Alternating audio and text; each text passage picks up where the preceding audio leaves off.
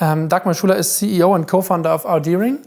And audEERING is dealing with AI in medicine. And she's talking today about audio AI in medicine. And has the thesis of her presentation is voice the new blood? So we are very looking forward to her considerations regarding this thesis. The stage is yours. Thank you very much. Welcome, ladies and gentlemen.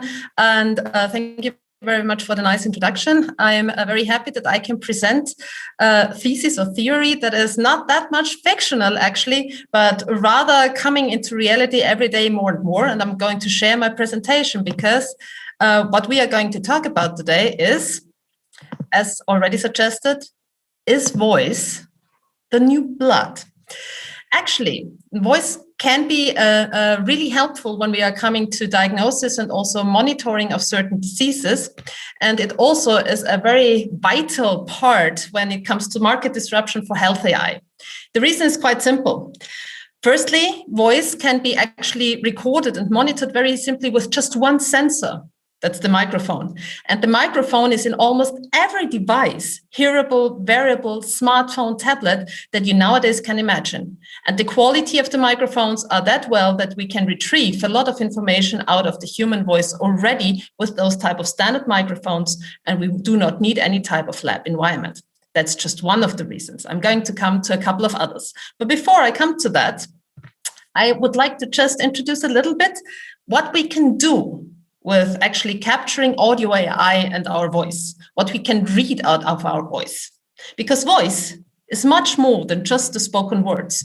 We can identify a lot of states and traits throughout actually the speaking process. We can identify the gender, the age classes, we can identify nationalities, dialects, we can identify personality traits with regards to psychological models like the Ocean 5, like how agreeable somebody speaks.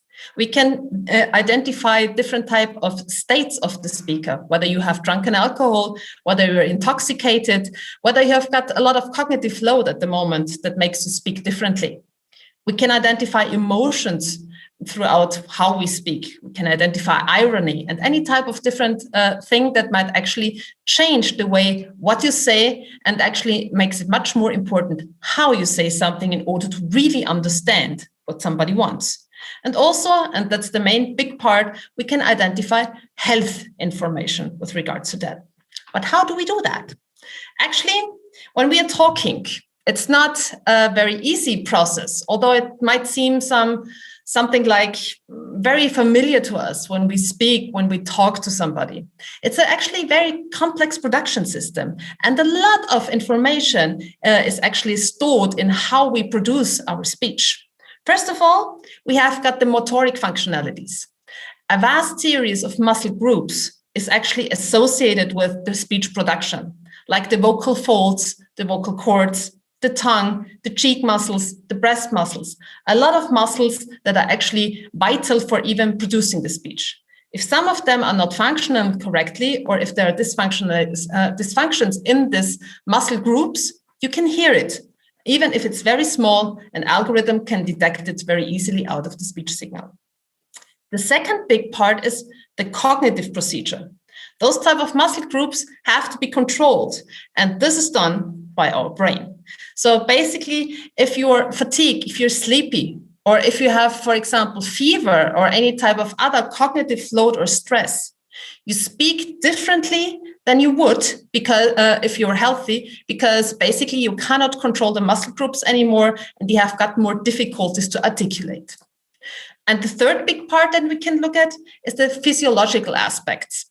Like when you do sports, for example, and you're running, you have got more difficulties in talking, your breathing frequency, your heart rate, everything is associated to how you produce actually your speech and actually your voice, how you articulate yourself. And this whole series gives us a vast and almost infinite variety and possibility of looking for vocal biomarkers that can be associated with diseases and can be actually used for diagnosis, but also for monitoring health and different type of aspects of it. So what we primarily focus on when we're talking about voice biomarkers at the moment in the market are three types of disorders. First of all, voice-related disorders. That might come not to a surprise for everybody, because basically if you're stuttering or if you have any type of other problem when you're talking as such, basically then you can detect those type of voice-related disorders. A classical example is also cancer in the vocal tract that just makes it impossible or less possible for you to talk in a way like you would talk when you would be healthy. The second big part is the neurodegenerative diseases or neurocognitive diseases. That means everything that is associated, as I said before, with actually the brain and brain dysfunctionalities that can be read or actually recognized in the motorical problems that arise throughout of that, but also in different type of other physiological problems that can be used or seen in the speech signal. For example, Parkinson's diseases or Alzheimer's, SMA, or multiple sclerosis are classical examples where voice biomarkers can help not only for the diagnosis, but also for the monitoring and the therapy of the disease. I will have a practical example later on showing how this is, for example, done with Parkinson's. The third big part is psychological disorders. That means especially associations with burnout and depression symptoms, chronic depressions, relapse predictions, and everything in that area. Here, our emotion technology can actually be applied with detecting different type of emotional states and traits, but also certain key performance indicators of your social behavior. That means how much are you talking throughout the day? Are you exchanging information with others? In what way are you talking? And basically, how is your mood in association with those type of things? So you can actually see if somebody is retrieving him or herself socially and not talking that much like before, and not only the way how you're talking. So you have a very broad and vast possibility that is just provided with the acoustics and with your speech in those type of associations or in those type of affections.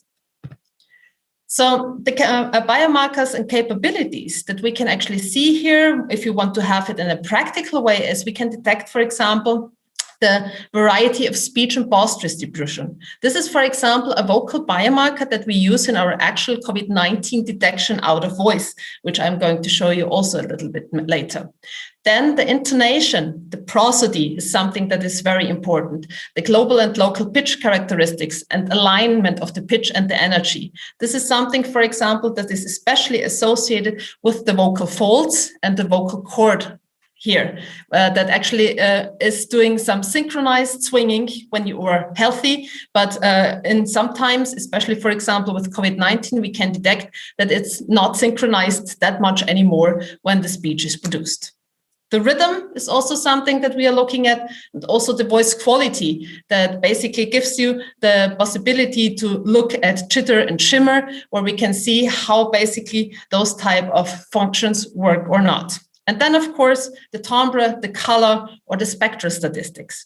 But this is just only one side of the coin. We have another side of the coin as well, where we say, okay, when you're looking back at what I talked to you at the beginning, with regards to the physiological aspects, the breathing, the sound analysis. So something that where you do not even produce some sort of speech, but you produce still voice. That means especially in the paralinguistic area, like you're coughing, you're sneezing, you are laughing, you are crying, you're hesitating, you're breathing in a certain type of way. So all those type of information also provides you with a lot of hints where your health state, so to speak, is. This combined with our machine learning algorithms and the possibility to actually look upon the spectrum allows us a lot of detection and possibilities for diagnosis and basically therapy if you have a long-term perspective. So I think something that's really important is this is not only fiction, it becomes more and more reality. So I would like to show you a couple of practical examples. One of them currently, because we still have the pandemic, is our AISoundLab possibility with the COVID-19 detection. So what we did here is we performed a study with regards to the respiratory system aligned with COVID-19 symptoms and COVID-19 dysfunctionalities caused by the disease. So we put up a standardized speech and data collection platform that basically has different type of aspects of the speech production, which I basically showed you at the beginning, and then allows us to retrieve this. So we have a 30 to 1 minute section possibility where we just produce some speech, like read something, talk about what we had for breakfast or whatever, in order to be able to detect whether somebody is COVID-19 positive or not. At the moment, we already have area under curve detection possibility or accuracy of the system that comes over 90% by the production of this 30 seconds to 1 minute speech. So this is something that is not as accurate, for example, as a PCR test, but can be used quite helpfully for pre-selection of possibly infected people and also to make the whole selection and testing process much more efficient. So just to give you some sort of information, how this actually, or those type of voice biomarkers are related to COVID-19. One thing that we detected is the speech pause relation. So I've collected here 3 little videos where I will show you a little bit so that you can even hear yourself what the disease makes, or what the disease actually affects in the respiratory system. The speech pause relation that you see, somebody that is very heavily symptomized, affected, cannot talk that much. So the speech and the pause is almost 1-to-1.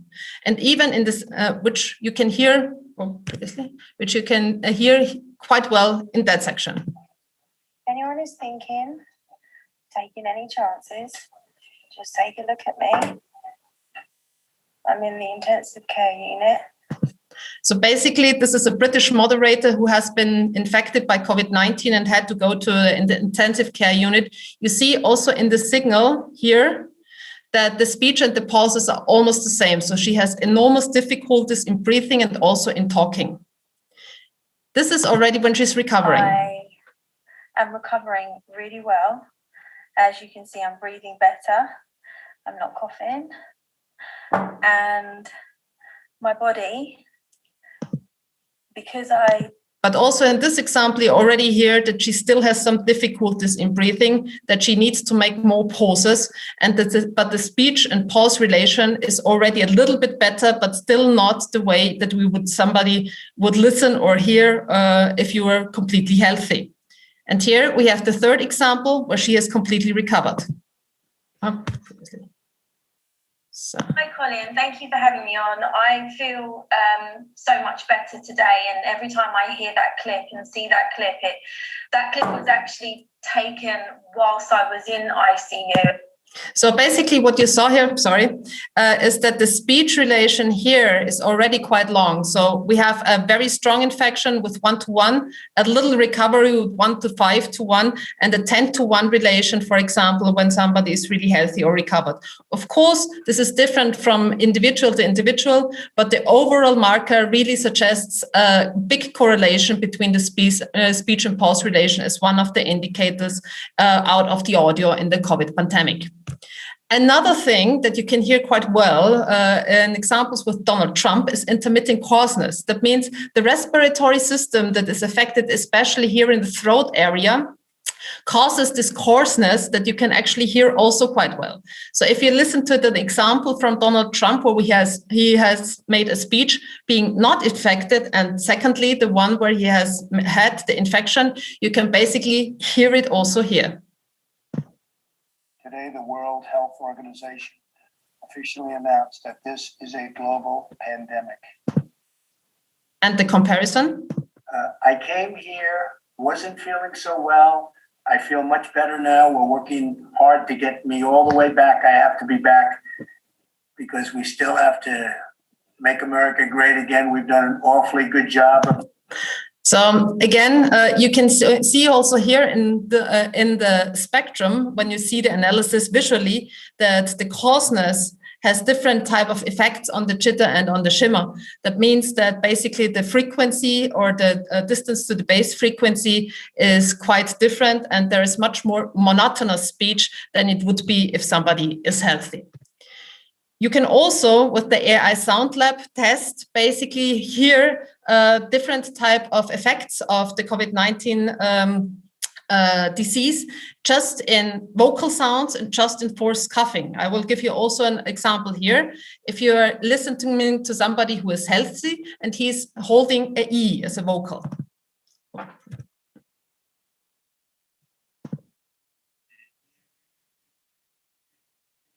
So you hear a quite stable voice here versus the unstable, I have to go here, versus the unstable voice actually in the COVID-19 patient. No.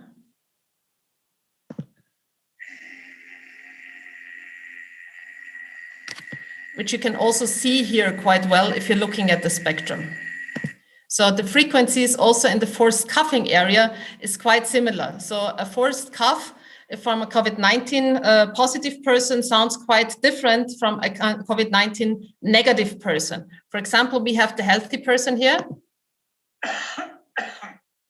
You hear a very controlled breathing in process and then a very controlled actually coughing process versus if we go here for a COVID-19 positive person with symptoms. You hear that even the control of the breathing in is quite difficult for this person, and the cough has a different type of frequency that you can also see in those type of pictures.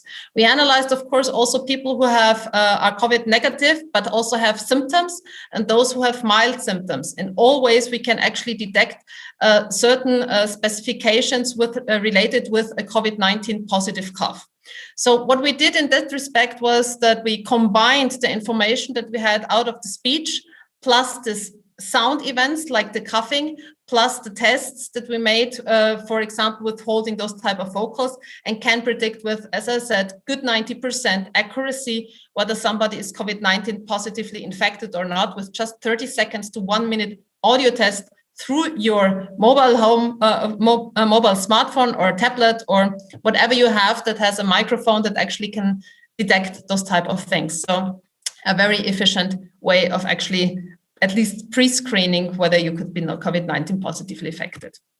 Other things where the health AI voice can be applied, for example, is the identification of Parkinson. Parkinson has also a motorical or especially a motorical deficiency effect. And therefore, you can actually hear quite well if somebody has Parkinson's or not by just some simple voice tests like speaking pataka or no.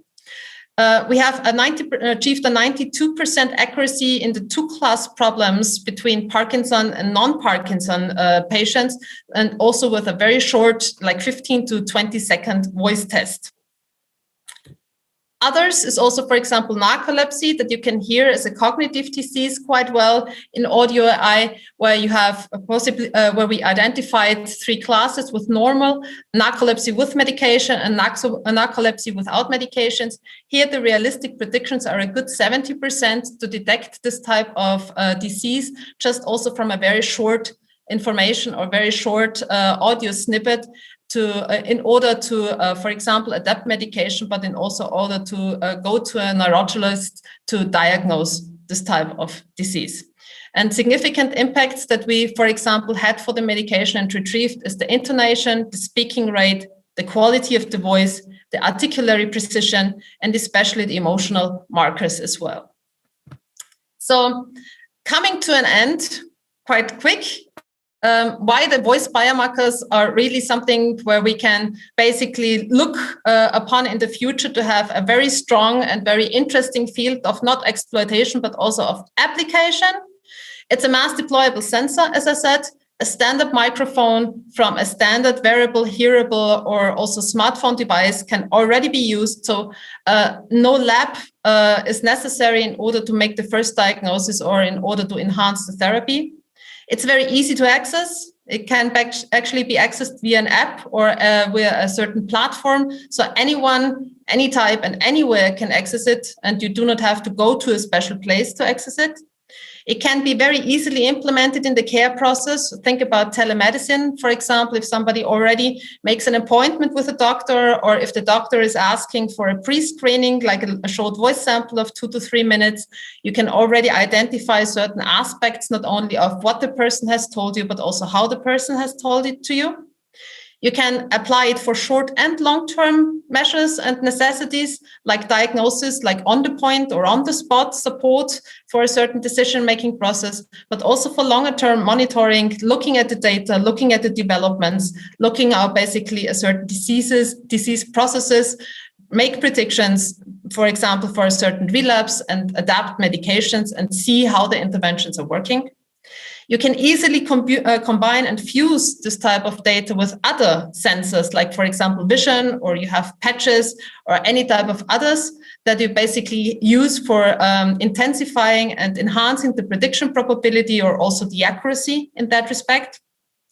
It is a quite secure way that you can use, because the models, for example, that are developed are always developed under data protection regularities. That means that the data, the raw data, can be either assessed already in real time and only detected, the symptoms only detected with the fingerprint retrieval, or it can be stored directly on the device and basically then can be, so to speak, diagnosed on the device without sending data if the user does not really want to do that. And last but not least, this type of solution is also a very environmentally sound is funny in that respect, sound solution, because just think of the COVID-19 pandemic. You have got much less waste that if you have to stick something up your nose or down your throat. It provides you with easier access. As I said, it's also independent from where you are to specialist know-how and data that is based on a lot of information and a lot of patient data and a lot of good prediction models that actually retrieve your information. That would be it from my end, and I'm very happy to receive your questions.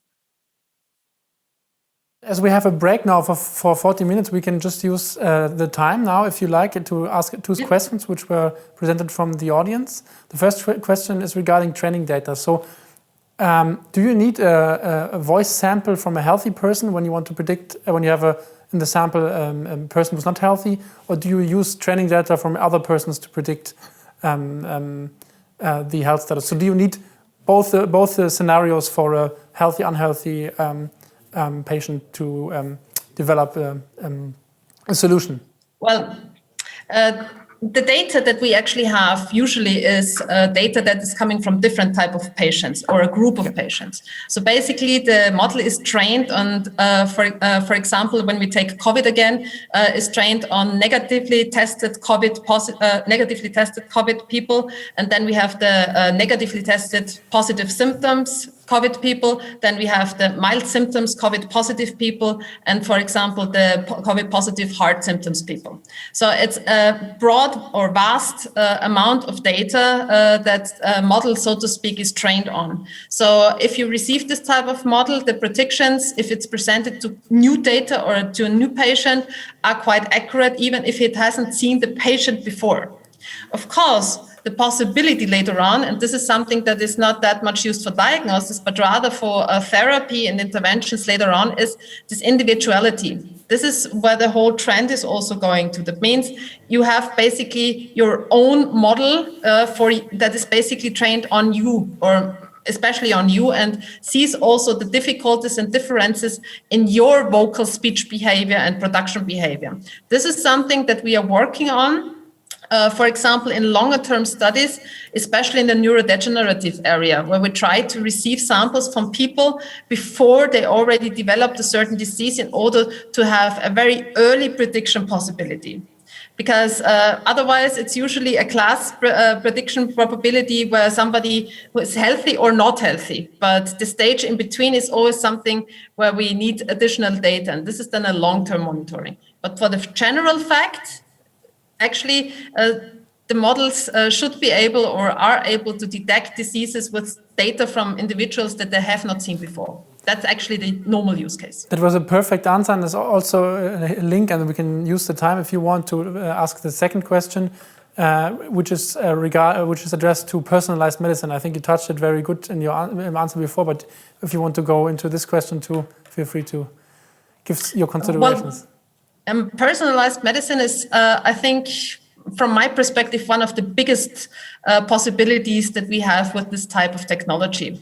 First of all, it is something that allows us to completely disrupt and reshape our health industry in a way that not only pharmaceuticals or medicines are made for broad and vast people, but can be more and more individualized, because it actually knows yourself a little bit more and it creates a little bit more self-awareness. The biggest challenge in that way is, I always say, the person itself, because in Europe we tend not to like to share data, but this is something that is quite necessary in order to provide this type of models that you then can individualize for your own benefit, for your own good. And I'm quite confident that this type of technology will come into especially telemedicine or in every type of possibility when you interact with your doctor in the future, because it provides you with the possibility to interact much more with the specialist. And this will be something, the more it's individualized, the more benefit you have yourself in getting healthy or staying healthy, and the more people will use it.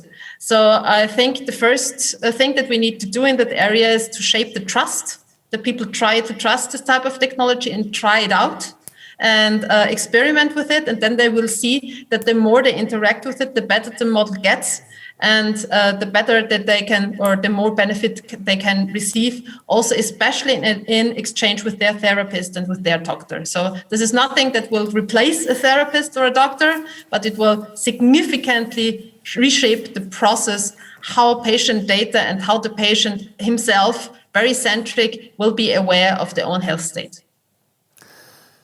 Thanks a lot for those interesting presentation and your considerations after your presentation. Thanks a lot.